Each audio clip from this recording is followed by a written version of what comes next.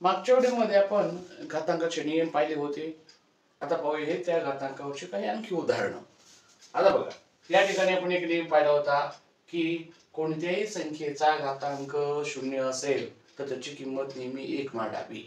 मग या नियमाप्रमाणे 8चा घात 0 असल्यावर त्याची किंमत 1 गुणिले 1 आणि पुन्हा गुणिले 1. म्हणजे प्रत्येकाचा घातांक 0 असल्यामुळे प्रत्येकाची किंमत ही त्याची 1 होऊन जाईल. म्हणजे 1 गुणिले 1 गुणिले 1 म्हणजे उत्तर काय राहील 1. दुसऱ्या उदाहरणामध्ये काय आहे? दुसऱ्या उदाहरणामध्ये असंच आहे. 7चा घात 0 आहे, त्याची किंमत काय लिहायची? 1च लिहायची. 11ला 0 घात नाही म्हणजे 11च राहील. आणि कंसामध्ये 11 आहे तोही तसाच लिहायचा. आणि या ठिकाणी 4चा घात 0 आहे म्हणजे त्याची किंमत काय असणार आहे? 1. आता 11 गुणिले 1 म्हणजे 11 1 11. कंस आणि एखादी संख्या असेल कोणतं चिन्ह दिसत नसेल तर गुणाकार मांडावा. 11 मधून 1 गेले 10 आणि 11 गुणिले 10 म्हणजे उत्तर काय होईल? 110 हे त्याचं उत्तर. आता तिसरं उदाहरण. तिसऱ्या उदाहरणामध्ये कंसात काय आहे?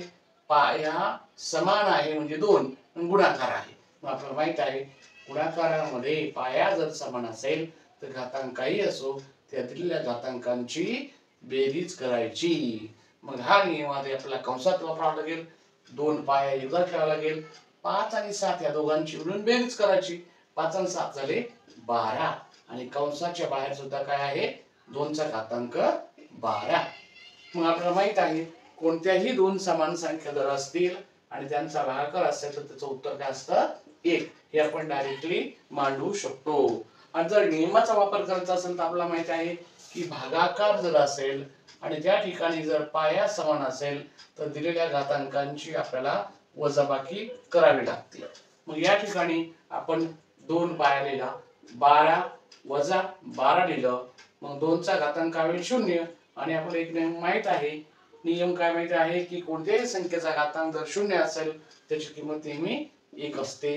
म्हणजे याचं उत्तर आपण डायरेक्टली असे उत्तर काढू शकतो 1 किंवा नियमाचा वापर करून उत्तर काढू शकतो.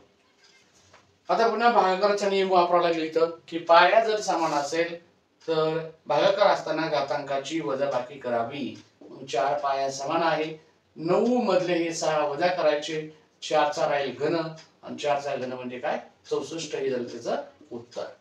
आता 5व्या उदाहरणामध्ये सुद्धा तेच करावं लागेल. काय? भागाकारामध्ये घातांकाची वजाबाकी. मग 5 दशरात चालायचा वजा 3 दशरात चालायचा.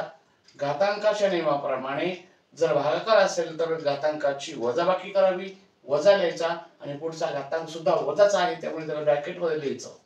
आणि मग या ठिकाणी 5 दशराचा राहील वजा 3 राहील. कंसाचा नियम माहित आहे आपल्याला. कंसाच्या बाहेर वजा चिन्ह, कंसात वजा असेल तर ते अधिक होतं म्हणजे 6. आणि मग एक संख्येला प्लस एका संख्येला मायनस असेल त्यांची वजाबाकी करावी, मोठ्या संख्येचं चिन्ह द्यावं. 6 मधले 3 गेले राहिले 3. 5चा घन असतो 125. हे झालं याचं उत्तर. पाहूया हे उदाहरण. या उदाहरणामध्ये सुद्धा काय? गुणाकार आहे, पाया समान आहे. मग घातांकाची बेरीज करायची.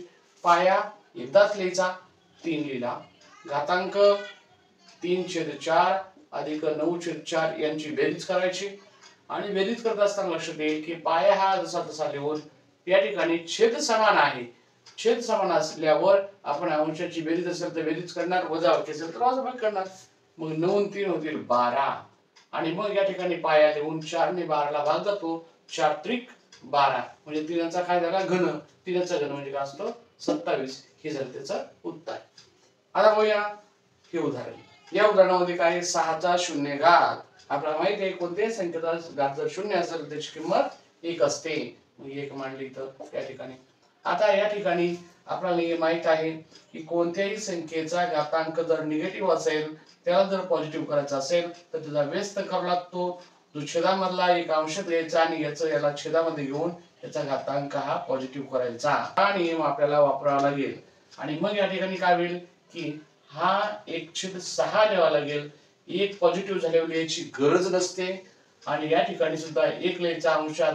आणि हा जो छेदामध्ये आल्यावर त्याच्या डोक्यावर वजा 1 न लिहिता पॉझिटिव्ह 1 होतो आणि पॉझिटिव्ह 1 असल्यावर त्याच्या डोक्यावर 1 लिहायची गरज नसते. म्हणजे या ठिकाणी राहील 3.